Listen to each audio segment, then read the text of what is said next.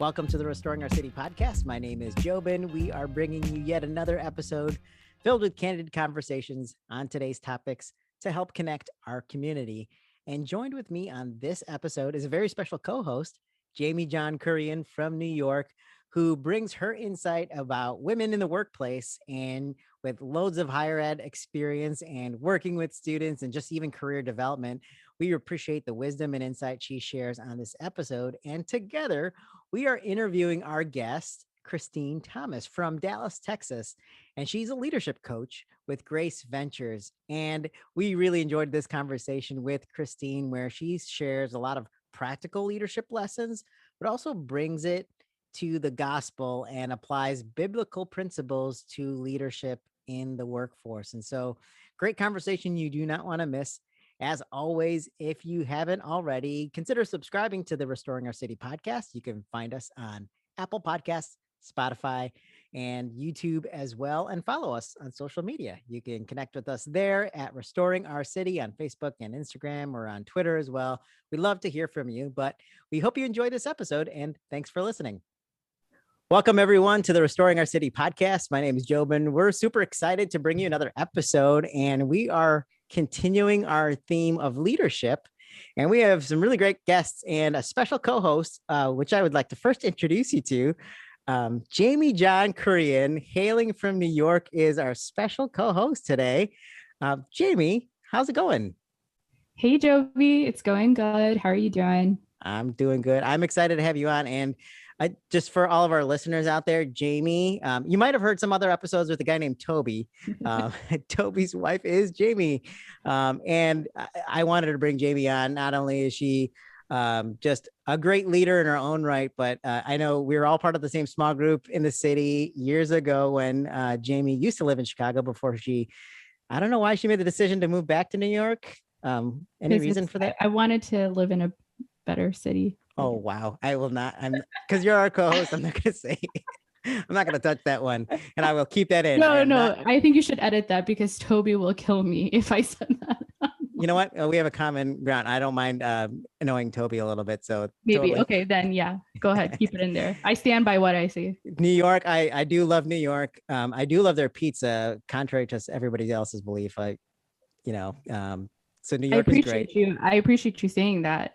I really love their pizza too. That was actually a huge factor for why I moved back. Oh, that's why? Okay, yeah. I gotcha. Not just because of your family and where you're from. No, it's the pizza. The pizza, yeah. Well, Jamie, I appreciate you being on. Obviously working in like higher ed and taking courses on leadership and just being an inquisitive person about how we can make our communities better. That's why I really wanted you on. So I appreciate you. And we are here with our special guest hailing from Dallas, Texas, Christine Thomas, who's a leadership coach. Christine, how's it going? Hi, I'm good. I'm so excited to be here. A little nervous, but mostly excited. Thanks for asking me to be on here. I'm super honored.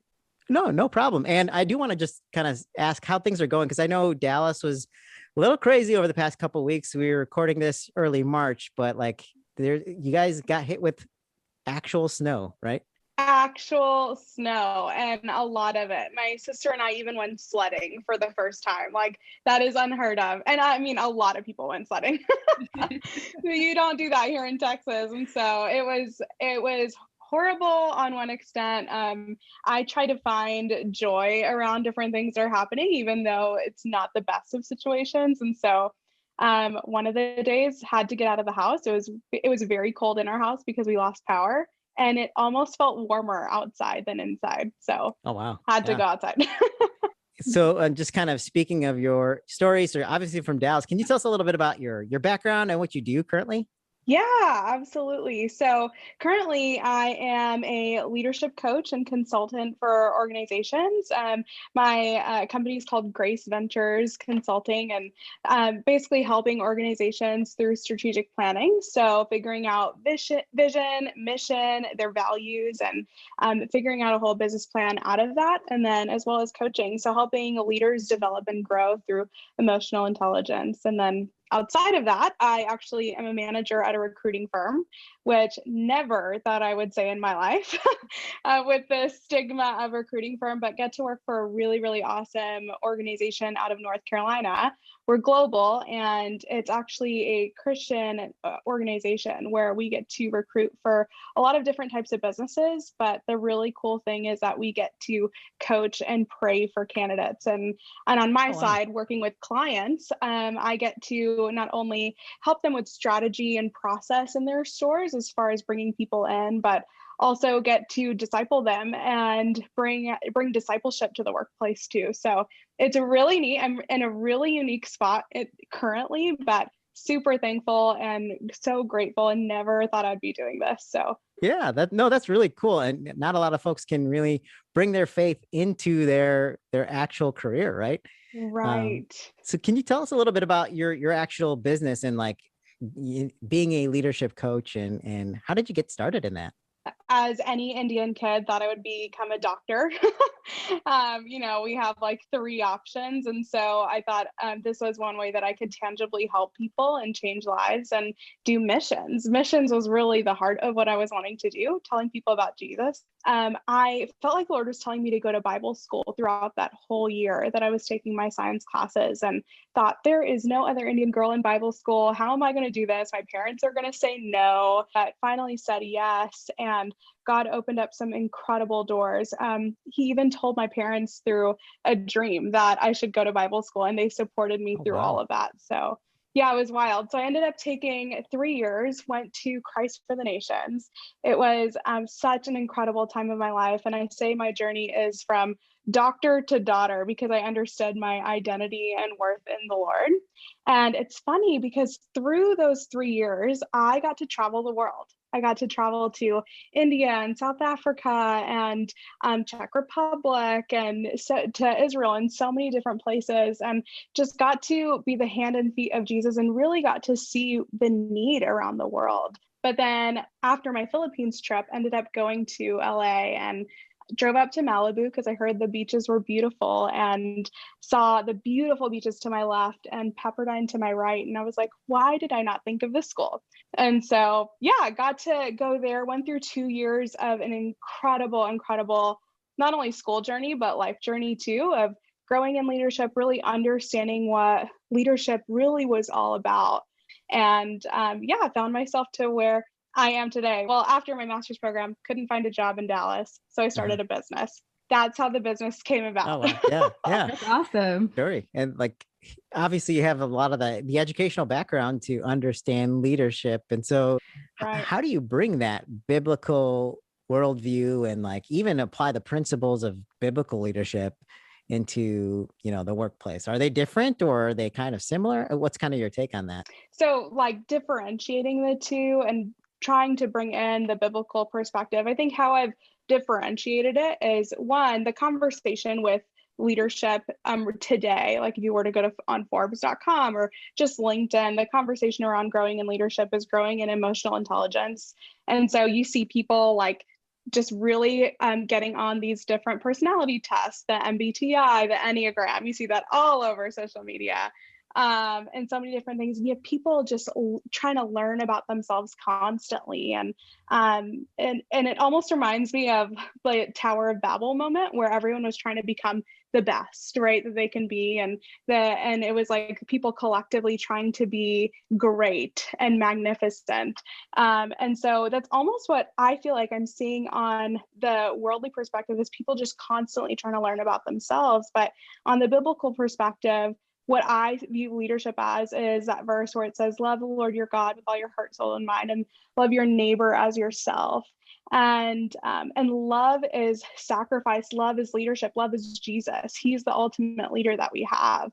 And so I think bringing in that concept, like none of those like pieces of worldly leadership is wrong per se, but making sure we love God first and know that he is good, that there is a God who is holy and great, and we need him in order to see any success. We have to be dependent on him. And so I find even in my personal leadership journey that there's no amount of self-awareness that will make me be as great. I need Jesus.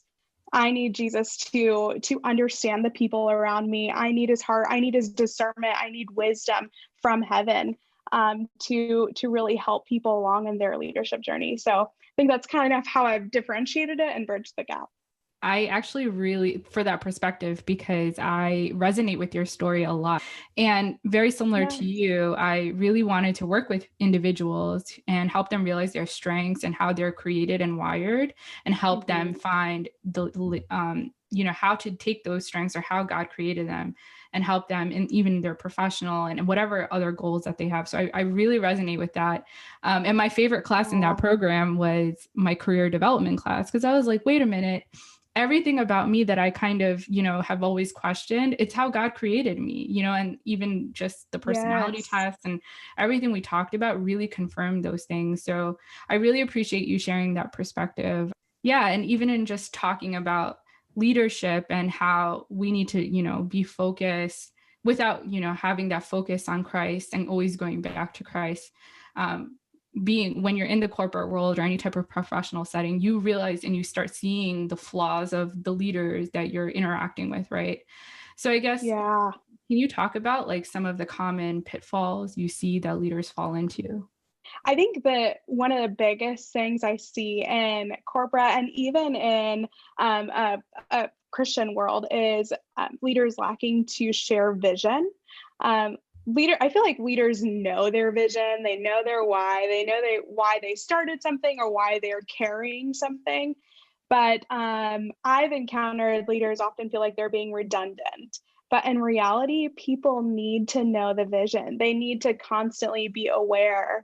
I think often when people are just focused on the day-to-day operations or day-to-day tasks or helping people next to them just focus on the day, it's hard to balance that with also seeing what's to come and what we're working towards. And I think and that's why we see people drop off of organization, why they leave, why they probably leave churches as well, really is that lack of vision and understanding of what we're working towards. So that's the biggest one. I think the other thing too, I did my thesis on this of millennials and meaningfulness, and how meaningfulness is so important. And one huge way to that leaders can help people and find meaning and purpose and satisfaction in what they do is appreciating their team and getting to know their team. As simple as that. And it's so wild to see that leaders can find it difficult to take time to appreciate or look at the good things of their team, of what their team is doing. Oftentimes it's a lot easier to pick at like what's wrong or the flaw or what's going bad. It's more difficult to call out the good. And so I think that's another huge one, is leaders often focusing on the flaws rather than the positives, and appreciate. That's really interesting that you bring that up, because I think that what I've seen even in my experiences is that this has been a struggle even more so in the virtual world, as we've been working from home for close to a year. And it's even harder to constantly communicate vision or strategy when that's not even clear because of COVID or because of the impacts of the pandemic, but also appreciating your team in a virtual space. Have you encountered that at all? Currently in the organization that I'm in, I feel like we do really well at appreciating one tool that we use. So I don't know if anyone knows Slack. I'm sure you do. Yep. Yeah. Slack's an incredible tool for communication, but there are apps that you can use within Slack. And so our team highly depends on Slack, which is great for communication. And so what we do is we use this application within Slack called Hey Taco. So basically, you can give tacos publicly to your teammates. You have 5 a day, and you can it's like the little emoji taco that you give them. Oh, I got so excited for a second. I know. I thought we actually got tacos, like real tacos. I know, but wait for this. So you give them, like, you can give up to 5 tacos a day. It's the emoji taco, and you say like what you appreciate or what went awesome or whatever. I mean, you're giving them because you're focusing on the good. And then the more tacos that you get, your team can pitch in to have some sort of party. So like a pizza party or a taco party. those tacos, emoji tacos, turn into a value, and so turn into money value, and then you can purchase a party for your team. So that's one way we do it, which is amazing. If anybody turns real tacos into pizza, you're doing it wrong. I don't know what's happening there. Like you get so excited about tacos, and then you're like, I'm going to order tacos. Right. Seems like a Michael Scott move. I don't know. Yes, yeah. But no, that's actually really cool. I got to look that up. Free plug to Hey Taco. I know, it's amazing. It's so simple, like so simple as that. But I'm in such a unique organization, and I think the tools that the organization is using, like Hey Taco, to appreciate it has really brought productivity to a whole new level that I've not seen in another organization, and really brought camaraderie within a team that I've not seen in any other organization. And so it's so beautiful to watch that and to see how powerful appreciation is. That is really cool. I actually do use Slack, and so I didn't know that existed. I'm totally going to bring this up on Monday. So thanks. Yeah. Yeah. I don't think it's that expensive, or at least if there is a lot of money value to it, know that there's a great ROI behind it. There's a great return. Yeah.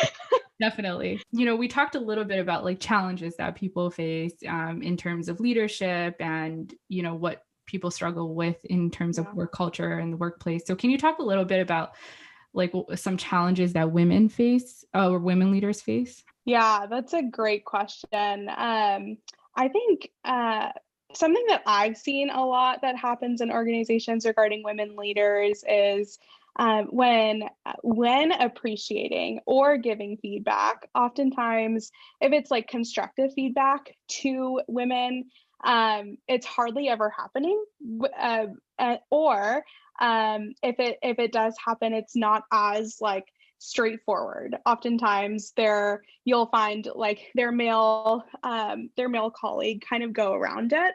Something that I've seen a lot in organizations. And then another thing I feel like that I've seen a lot regarding women is or what they face in organizations is whenever that constructive feedback happens also. Okay, here's another thing. We might need to cut some of that out.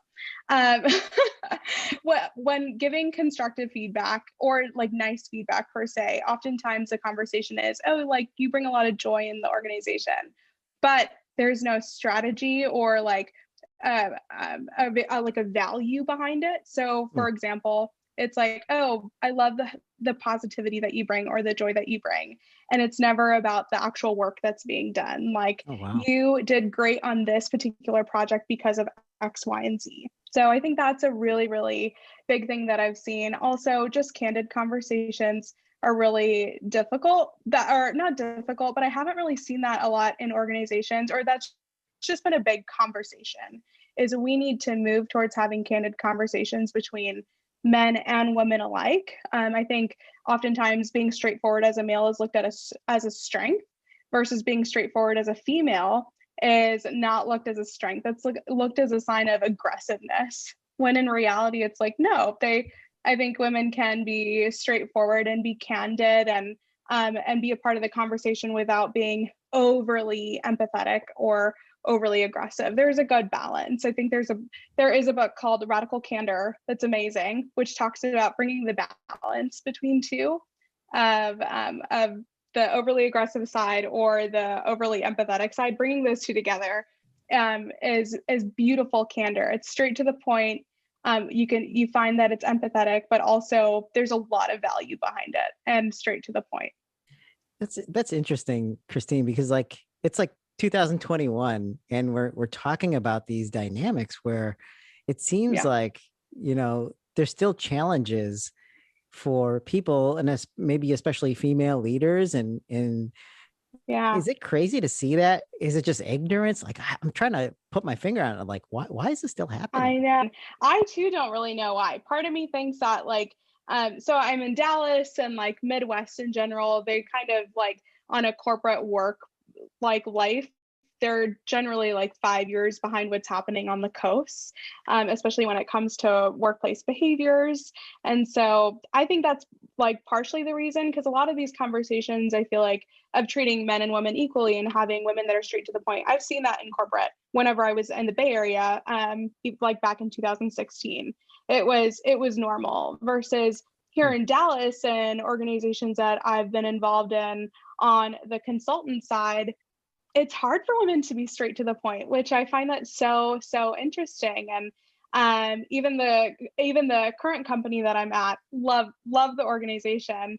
But I work with a lot of males and Christian males. And I feel like even just the Christian culture too, like in church, if a woman gives feedback and it's like straight to the point, it's like, oh my gosh, they don't like me anymore, they're not nice, or whatever that is, versus a pastor or a male counselor or the male figure in the church can give feedback straight to the point, and it's deemed as like awesome or well or prophetic, all of those different things. And so I think those dynamics are very, very interesting. And I think a lot of it too has to come with the fact of there are a lot of women that work or that have families as well. And so when they have families, they can't really be in the workplace as much. And so I think there's this huge tension behind that too, of these conversations can really only happen with more women in the workplace. But it's hard to have a lot of women in the workplace because they have families and they need to take care of their families and they have home responsibilities, or a lot of them try to find work at home jobs. And that's why you see a lot of moms owning network marketing businesses now, because they get to work from home and they have their families and they get to do all of those things. So I don't know how to move forward from that other than more women in the conversation and in the workplace. Yeah, you said so much in that response that there's so much to unpack there, and I wish we had more time, because Joby and I were talking about a lot of those things before you came on, but you mentioned something very interesting, which I hadn't really thought about in this way before, but there is a cultural difference, right? Like there's cultural differences depending on where you live in the US. And that really does contribute to how your culture, the organization is functioning. So your perspective or your experiences might be different from me, who, I live in New York and I work in Manhattan. So it might be different. But just thinking about culture, what are some challenges that you think South Asians in particular have faced in leadership? I think so I am really proud about this fact that I work with a counselor regularly. Like I have a counselor on my own and a coach on my own that help me as I continue to grow and develop and unpack different things that are happening. I am a firm believer that all of us need that support, no matter what we're going through. Just being able to I can verbally express different things is so healthy. So something that I've been learning about myself, especially in organizations and really wherever, is this thing of imposter syndrome. And I think a lot of leaders have it, no matter what culture, but I really do think that the South Asian culture struggles with this. One being, growing up for me, I always thought that a leader was someone who held the title. And then if you didn't hold the title, you're not the leader. And then two, just in the honor shame culture in general, imposter syndrome is big. And I've done like some research on this, where you have the Eastern world that's operating in this honor shame culture. And then you have the Western world that operates in this guilt innocence culture. And so the question behind those is, with the Western world, is what I do acceptable, versus in the honor shame culture is it who I am acceptable? Is who I am acceptable? And so, which is so powerful to think about the difference between the two, because one really brings identity into play. Is who I am acceptable? Like that's where the imposter syndrome comes in, because then everything that you do, everything that you say, all of a sudden goes back to, am I being accepted right now? Versus the Western culture can be very much like, okay, if I'm doing this and it's not accepted, that's okay, because I'm still me. And you find those differences there. So I think imposter syndrome is something that the South Asian community faces a lot. That's so crazy that you mentioned that, because literally, again, if folks have been listening to our podcast, like I think our team has been talking about this concept, and especially imposter syndrome specifically. And how many times have we heard it on our podcast? And obviously this podcast primarily geared towards South Asian. And like I've heard it on the last 4 episodes. This is really a concept that, our community struggles with, especially if you're in the workplace and it's a new role and you don't feel like you fit in, right? Absolutely. Absolutely. And like growing into, I feel like the leader that I am now, and just like growing in organizations over the last 7 years, that's been the biggest question is like, no matter what I do, is it like, okay, am I accepted even though I made a mistake? Or then if I won, or if I did like a good job, then all of a sudden my identity is like big and I'm like really happy, and all of a sudden I feel accepted. So yeah, that's so interesting that a lot of people have been bringing that up, but also not surprised because it is very prevalent in our community. Yeah. And I was actually talking to Joby about this before, but I'm in a unique place in my career and right now because I came back from maternity leave about, my daughter's almost 2, but I came back from maternity leave when she was like 4 months or 5 months old, I believe. And I really struggled.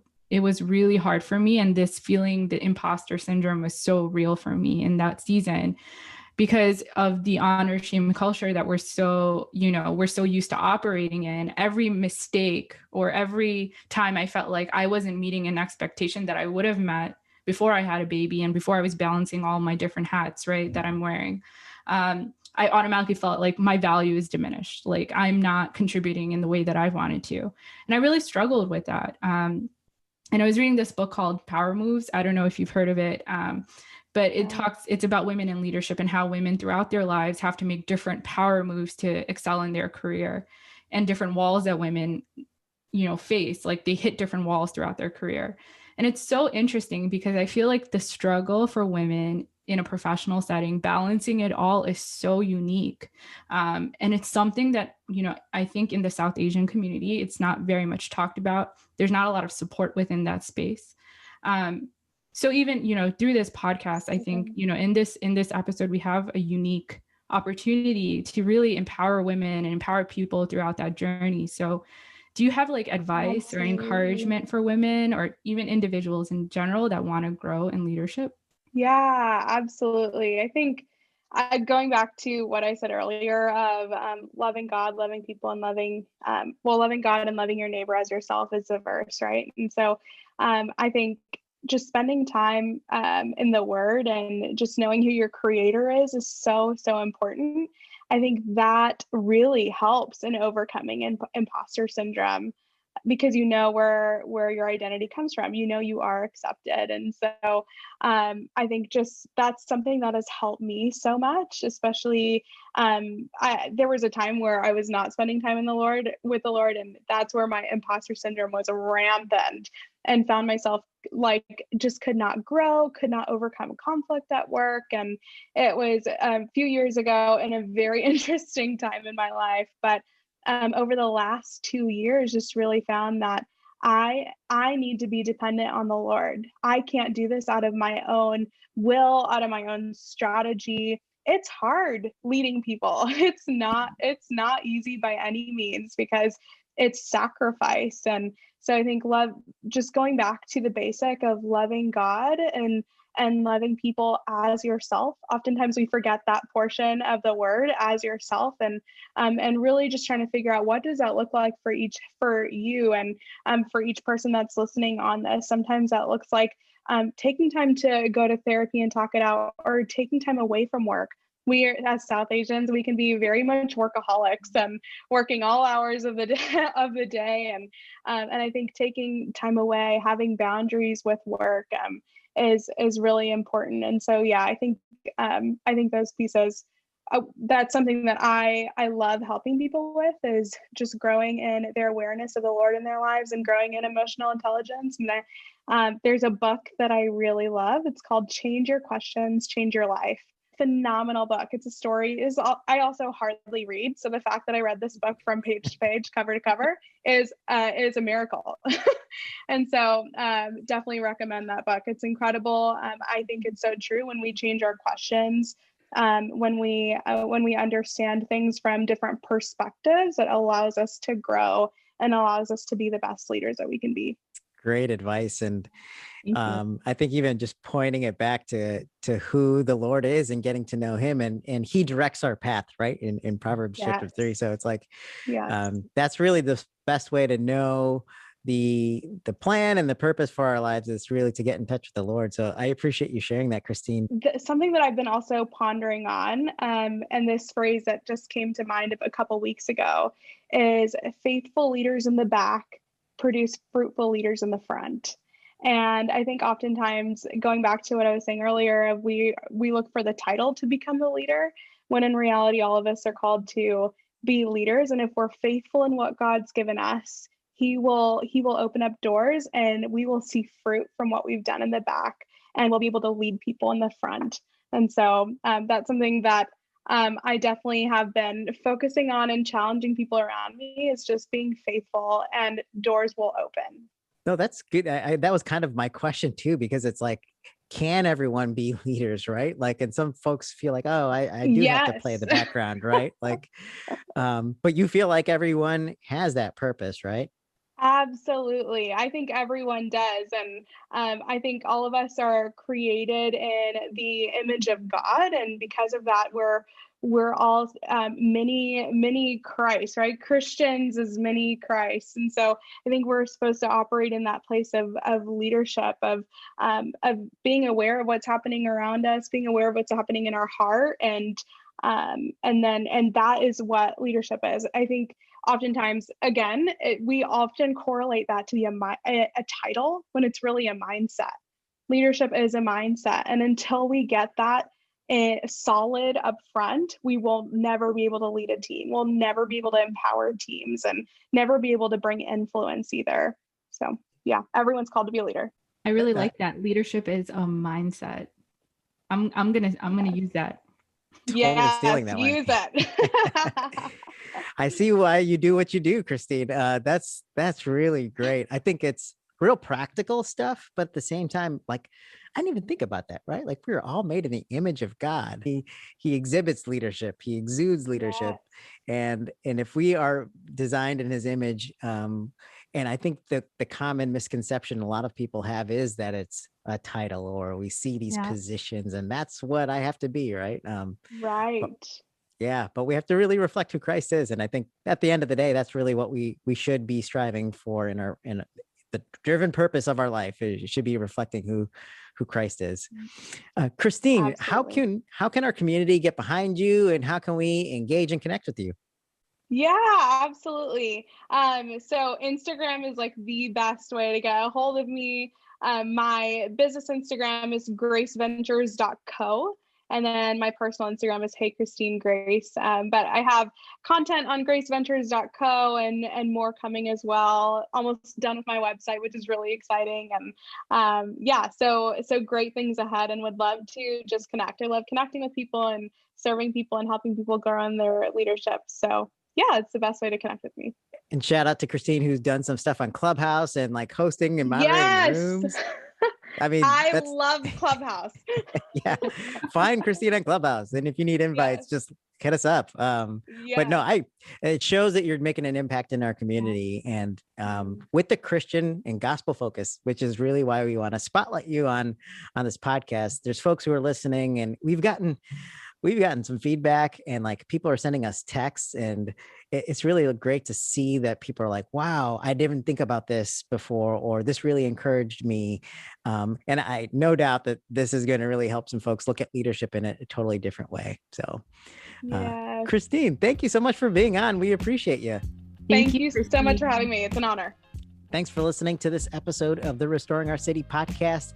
We appreciate Christine's insight and practical leadership lessons on how to apply biblical principles to leadership. And so we hope you enjoyed that episode. If you love our content and want to hear more of it, consider subscribing to our podcast. You can find us on Apple Podcasts, Spotify, and YouTube. However you're listening to this now, consider subscribing to get the latest and greatest of our episodes, and also connect with us on social media. We'd love to hear from you. You can find us on Facebook and Instagram and Twitter as well. And so you can find all that information on our website at restoringourcity.org. Thanks for listening.